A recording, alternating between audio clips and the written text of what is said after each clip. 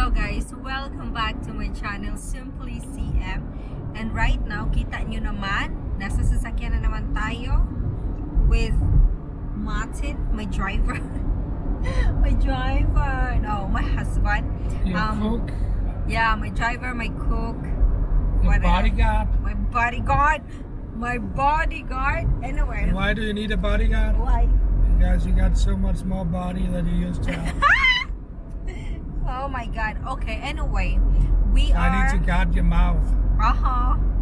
Okay, anyway, we are on our way. Blurred ba? Hindi. We are on our way sa manonood na naman kami ng sine, guys. What movie are we gonna watch? Blink twice. Oh, Blink Twice. Is it horror? I hope so. I don't know. I got no clue what it is. So you just book. Correct. Okay, fine. So anyway, we're gonna watch a movie. We need to get out from the house kasi maganda ang araw na ito. Today is very sunny sunshine, so we need to do something. And today is Sunday, by the way. It's been raining like crazy. Yeah. For the last 2 days, it's been raining and cold Also and today. dark. Yeah, early this morning. But yeah, that's why I was feeling like, okay, is summer really done now? By the way, the sun is up again, so it's so nice. And yeah, we're gonna go watch a movie, and then what else? Have a bite to eat. Yeah, we have to eat first actually because we have not been eating. It's 3:50 na ng hapon, guys. 3:50 ng hapon. So yeah, that's gonna be what's happening. We will eat. I hope we still get time for that. And then we watch a movie. But it could also be just watch movie first and then eat after. Let's see kung kailan kami darating doon. The movie starts what time? 5. 5. I think there's time. Right? It starts at 5 and then we can eat. Got half an hour for long. Yeah. For them to cook the food, serve the food, and eat the food. Yeah.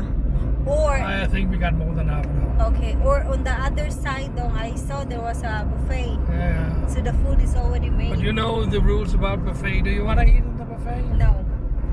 Why don't you want to eat? He's so annoying. He said if we're gonna, like, every time we go out, if it's gonna be a buffet, then I will be paying. But if it's a normal, just, sitting, he doesn't like buffet, guys. So okay. He does. If it's not buffet, then he will be paying. Pero sabi nga niya na parang, oh, do we have enough time? Kasi lulutuin pa niyan.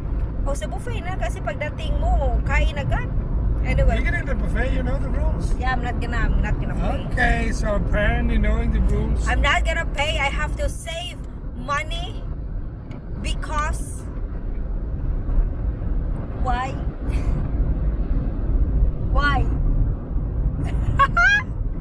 No, we got this guys, future plan next year pa naman. Pupunta kaming Pinas, but then after namin magbakasyon sa Pinas, we will stay for like 5 days sa Singapore ata before kami papuntang Denmark.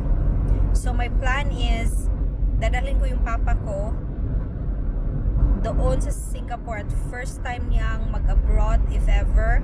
So kailangan natin magtipid-tipid, guys, para pagpuntang Singapore ma-experience naman natin yung mga ano bang pinanggagawa ng mga tao sa Singapore kasi sabi nga nila ano daw mahal daw doon.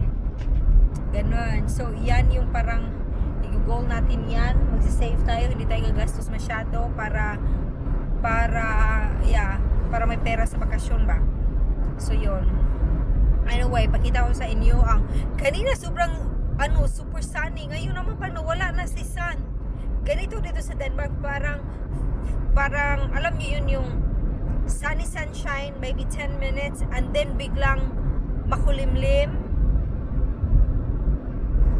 It was so warm. And then now, no more. Pakita ko sa inyo. See? Wala na si Mr. Sun. Pero much better weather today than the last 2 days. So, ganun. Nice.